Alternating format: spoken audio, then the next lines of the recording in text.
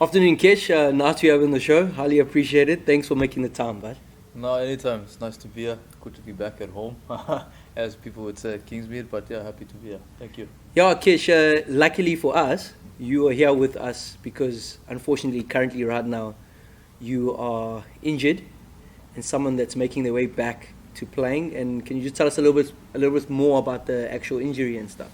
Yeah, obviously, I got a wicket on a review and took off to celebrate, and quickly did I fall to the ground. And in my head, I knew I ruptured my Achilles. So yeah, it wasn't ideal at the time.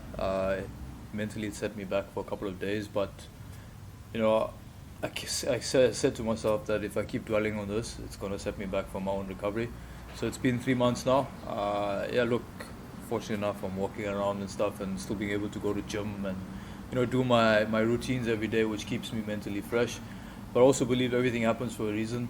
It's been a long 4 years for me, no complaints though. It's just probably my body catching up with me and telling me that I need a break. With the amount of cricket we play, we don't get strength blocks in between. So the 6-7 months that I have, that I will be at home, it's given me time to sort of reflect, rejuvenate my mind, body more especially, and get stronger and fitter again, and take on the next 10 years that has in store for me.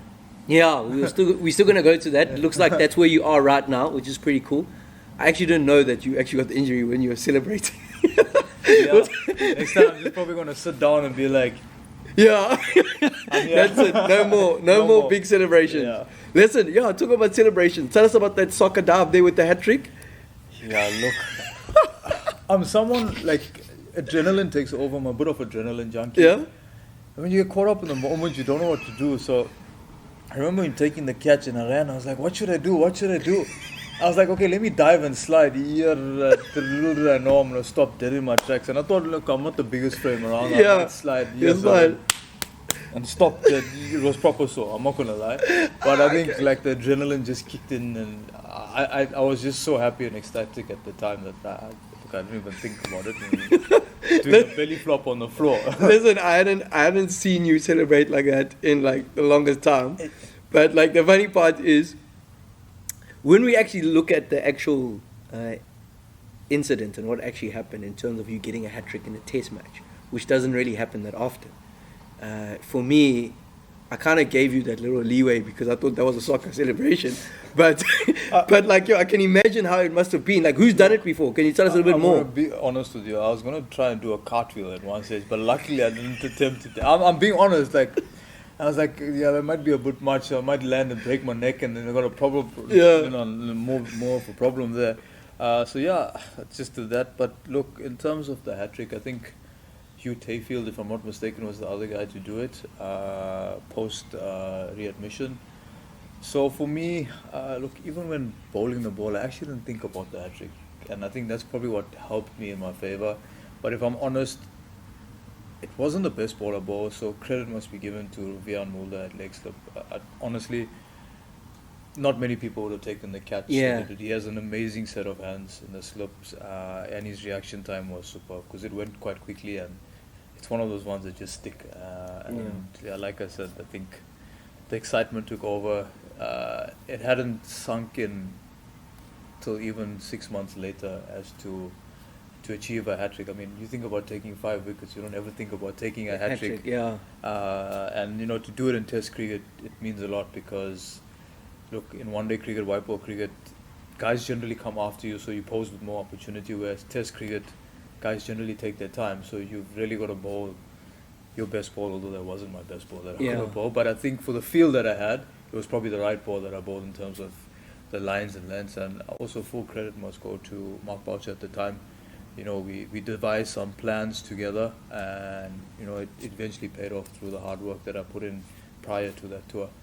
Nah, that's good, Kesh. That's like where you are now, playing for South Africa, that sort of stuff. I want to take it back, like way, way back. Tell us about Kesh as a youngster, your home situation. What primary school did you go to? How did you start cricket? I loved eating. Look, it started at the age of 3 in the backyard. Lots of windows broken, lots of F's and B's from my dad telling me to hit the ball. My dad never believed in hitting the ball in the air. you had to play under your eyes, hit it into the ground, and then it can bounce. So yeah, I started at the age of 3. The dad coached me, nurtured me through school. My mom fed me too well. I was a fat kid, for those of you who actually know me. But I loved playing sport in general. Football, cricket were 2 of my passions. Always did it through school. Fortunately, in primary school, there's no clashing of seasons and stuff, so you can be exposed to various types of activities. And then progressed in high school. Was a fast bowler. Wait, Kesh. Sorry, primary school. Sorry, primary school. Yes. Progressed to primary school. Sorry, primary apologies. school. Yes. Yeah, I was a fast bowler. Yeah. I got upset with the coach one day, and being the defiant character that I can be, decided to bowl spin and never look back. And then my dad nurtured my skill from there, obviously as best he can in the knowledge. Still to date, he's my greatest critic. And at the time, I was actually more of a batter than a bowler, I would say. Yeah, I'd love to hack a few. I remember getting you in my pocket. Okay, whatever. We're not going to talk about that. Ran straight past it. Okay, sure, man. Listen, I want to find out, what primary school was this? Northlands Primary. Northlands Primary. Yeah, greatest school in the world. Okay. Look, if I'm honest, I must also be very grateful. Facilities were open to me at any time. That's after hours, on weekends. My dad was there with a bowling machine. They also allowed my dad to do his private coaching there as well. So full credit must go to Northlands Primary as well.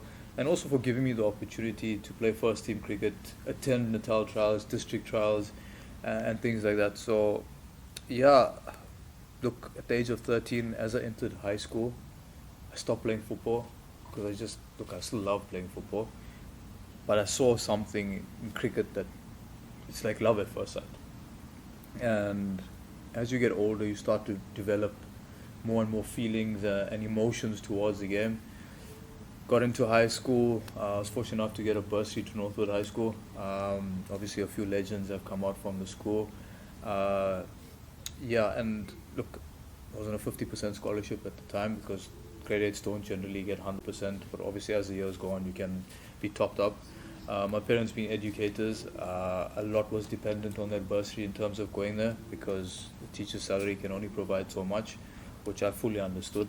I could have gone to a local school and who knows where my cricket would have gone, but I was fortunate enough that Northwood afforded me that opportunity, and my dad and mom, the sacrifices they made financially for me to make sure that I was given the opportunity to do something that they didn't know where it would go, but they were happy to provide me with the opportunity. Through my dad's coaching, he sort of supplemented income to obviously fund me to go on Natal tours and get extra private coaching, shuttle me here, there, and everywhere, and then progressed. I think in grade 9, after making the PG Bison under 15 in grade 8, they topped my scholarship to 75. And then did really well in the under 15 year and the under 15 week, and then in that mid year I was on a full scholarship. Also did pretty well in academics, so that was also another driving force behind the full scholarship. I made under 15s. What happened in grade 10?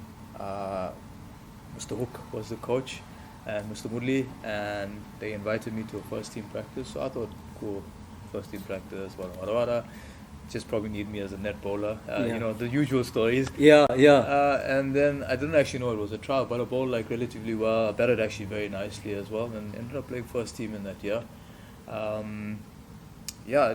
Look, I never felt out of depth, which was a good thing for me. My dad always pushed me and sort of made me mentally strong to deal with challenges. I was always playing with people that were above me. I played for GB Sox under 15s.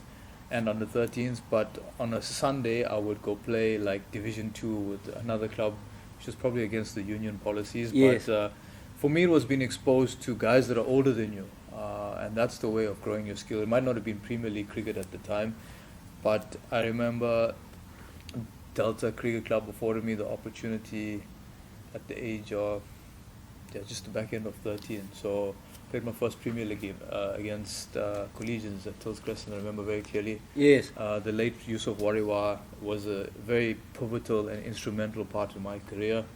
Obviously, cricket equipment's really expensive, and he managed to get a sponsor for me. I had the best of equipment, I can tell you that, at a young age, so I was very privileged, but I never took it for granted. In that time, my dad always told me, if you take care of your tools for success, success will come to you. And that means before every game, I would clean my shoes, clean my cricket kit. So apart from having the best, you need to look appropriate. Yeah. Because it's respecting the game. You can't go there with pads that is full of mud and sand. It just, they always say if you look good, you feel good, and genuinely you play good. Not that it always worked out that way, but if you have your tick boxes and you've done your routines, generally more things go your way than not. And then, I played first team cricket. I got my honours blazer at the beginning of grade 11, which is a huge thing in Northwood. I think, if I'm not mistaken, I was the first grade 11 to ever get honours. Captained first team cricket in grade 11 and matric. And towards the back end of matric, I played my first semi-professional game for Natal B at the time. That was a huge achievement. End of grade 11 that was, Yes. So also, look, it's probably unheard of for most. I used to get abused for wearing my Natal B helmet in school cricket, but to be honest, I wore it with a huge honor and respect on my shoulders, because something like that doesn't come easily in high school. But I wore it with privilege. It meant so much to me to wear it. Furthermore, my dad couldn't afford to buy me a new helmet, so it's all I had. So if anyone abused me that time, they can probably understand why I wore it now. But it just meant so much to me. And then once I got a taste of that, I just knew this is where I wanted to go. This is the profession for me. Look, I was a decent academic in school. Yeah. Northwood also played a pivotal part in terms of allowing me to defer exams, because I used to come train here with the Dolphins and Yes. go for tours and things that sort of coincide with schoolwork. But my teachers were very, very accommodating for me, which I'm hugely grateful for. I was a prefect. I did abuse my privileges. If youngsters were out of line, I'd make them come feed balls to me in the machine for lunch break. But looking back at it now, all those 1%ers, it took me somewhere. Cricket, being involved in the amateur team at the young age also allowed me to drive unlicensed, because my parents couldn't always shuttle me around being educators. So I remember it gave me a sense of responsibility. Your parents are giving you a car. I had my learners at the time, but who cares? You're moving there in the area. Take the long route to practice. Take the long route, We go down, music pumping. Just to make sure there's no cops. 100%. But look, at the end of the day, I always believe that my parents offered me rope, and what I do with it was hugely important for my life going further down the line. And I think that's where my sense of responsibility and discipline comes from. It came out of school. So let's talk a little bit about that school period. Yeah. As a youngster and a school kid, the idea of you, and obviously you got a chance to play for the B team, but when did you say, yes, I can turn this cricket potential into a profession? I think when I got my SA Schools cap in grade 11, so Jonathan Vandia and myself, we grew up together literally. Although we were rivals, we were best of mates. We roomed together. It was a good battle on the field. He mostly got the upper hand of me at the time. I'm not going to dispute that. But when I faced him, I tonked him as well. But I think it made me realize you can be someone. And I used to always watch Hashim Amla coming here. And I remember just before that tour, he was preparing for one of, I think England were down here at that time, if I'm not mistaken. And he gave me a pair of his gloves. I was like, wow, these are not like my soft gloves. If I get hit here, this thing was hard. I tried to punch myself. I was like, jeepers. I was like, so this is what professional look like, I was like, I want a pair of this. I've got to work hard to do this. But look, did well. In that stuff. But I just knew, like I said, love at first sight. When I held my first bat, getting my first bat at the age of 3, an English willow cricket bat. Yeah. That time, you get the one with the full pigskin on, ball and stumps, you're hitting it over there. But my dad gave me, I remember it was a laser bat. And I just knew that sport was the way I wanted to go. And then as I hit high school, I knew cricket was for me. Yeah, so that's the period that I wanted us to focus on first. On part 1 is the before becoming a professional, then turning into the professional? What are the characteristics that you think maybe you had to work on? Because I really want us to get into, you were overweight. This is obviously would have been in high school. Yeah, so yeah, I didn't touch too much on that. As I said in the beginning, my mom fed me too well, and I never shied away from eating. I think my first encounter was when I was in grade 10. I got called up for under 19 camp, you know, the usual talent identification camps. Obviously, I knew that I possessed something that was up there with some of the best in the country, being identified as one of the 30 people that went to this camp. And obviously my first encounter was Ray Jennings. I remember I went there and everyone spoke about him and I thought, oh, this guy's a chop. Yeah. And then I met him for the first time. He was a bit of a bully, I'm not gonna lie. Me being a 15-year-old youngster, still a bit wet behind my ears, cotton wool by my mom and dad and what have you. And then I ran my first fitness test. I was like, jeepers, your altitude is thin.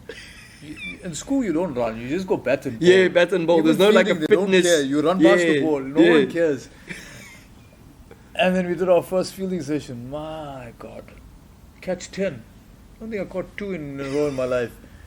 Yeah, and then we went and I was blown out. I was blown every night, and then to wake up at 4 in the morning, have an ice bath, I was like, this guy is cooked in his head. Anyway, got selected for the next one, they cut it down, got selected. And then I remember in the World Cup was in 2006 or 7 under 19 World Cup. Yes. And myself and Jonathan Vandia ran 7.5 and 7.6 on the beep test, which is shocking. It's like warm up. Yeah, it is. But look, like I said, I've never been exposed to running. Yes, and, yes. And maybe it's a fault of my own. I'll never pass the responsibility on someone else. Yeah. Got a warning letter that if on the camp that he came back to Durban to make his final selections and final sort of have a look at everyone one last time in various provinces, if I hadn't passed the fitness test, I wasn't going to be eligible for selection. And I remember I got sick that week, but I was like, no, I'm still going to do it. Sickness shouldn't be a thing. And it ended up, the pass mark was 12.1. Ended up running like 10.7 or something, which is about, I think, 12 shuttles less than what I should have ran. Yes. But it's a fail, regardless. Jonathan Vandia passed. He obviously made the World Cup. So you didn't make I it? didn't make the World Cup. But the disappointing thing was for me was he kept saying fitness was a problem, but there were other guys who didn't pass the fitness test that got selected. But anyway, a coach is entitled to make his own decisions, which I respected, but it never deterred me from playing cricket. I was playing Natal B before most of the guys in SA under 19. Yes, So for me, Natal B was actually, no disrespect to SA under 19 because it's a huge thing for your country, but for me it was bigger. I was like, geez, I was playing this in school. Play your under 19, although a World Cup's a World Cup. Yes, right? that's true. But I was playing with the big boys. Like Yeah. Benki was playing club cricket with me on a Sunday. He was my captain. You know, playing against Lance Kloosner in the league. To me, that was like, wow, these guys are big stuff. You know. Yeah. So never got accepted for that. And fitness was a huge thing. And I remember at the time, we had a trainer here. I'm not going to mention any names because I don't want to speak badly upon anyone. But was very reluctant to help me, and everything was on his times. And you know, like, oh no, I can't make it today. But when it came to not making the side, it was like I dragged his name down. But I was like, champ, you hardly ever. Yeah. There. And eventually my dad used to pay Azmut to train me because he wasn't the Dolphins trainer at the time. Yeah. And he got me to the level which I wanted to be at that age. Yes. Okay. And then from So where I don't want us to go to professional. We're going to do that in part 2. Yeah. Part 1, where are you mentally that time? When you're like, I didn't make it. Yes, you're saying that you had the B-side thing, but Look, it must have been like sort of a failure. I think the B-side opportunities and playing the odd game here masked a lot of the emotion from not making SA under 19. Look, it actually surprisingly mentally it didn't really bother me too much. I don't know why. But I think the fact that I could train with the Dolphins every day and with the B-side, fitness was not a criteria. Yes. At that time, fitness obviously with the way science has come into sport and things have evolved, now it is a criteria. But at that time it wasn't. So I don't see guys hitting the gym unless they want to do. Yeah, I hear you. Yeah, And if you go to the gym, it's a few biceps, triceps, some chest. You forget your fundamental things at the time. So yeah, playing the odd B-side game. I think, my first game was against Border Kai here as well. Got 4 for 84 in the second innings. I think got a first ball duck or whatever, hit my pads hard. But yeah, look, even then too, I don't think I was professional enough. I always say I wish I knew then what I know now. It's an old thing, but I think it would have stopped my learning. And sorry to jump the gun, I probably wouldn't be in the position I am today because I've probably taken a lot for granted. Yes, that's true. So I always believe I loved my journey so far. People say, this, that. No. Everything happens for a reason, at the right place at the right time. And then there was a period from, I think it was 19 up until 22, 23, right? Before I started playing Dolphins or whatever I lost myself a little bit. So that's where Yeah. I want us to go into part 2. Okay, so you want to start from the... I'm going to start there with part cool. 2, That's fine. so that people can hear what happened to Kesh Yeah. from that under 19 through to becoming where he is now. Cool. Okay. Cool. Happy. Hundreds.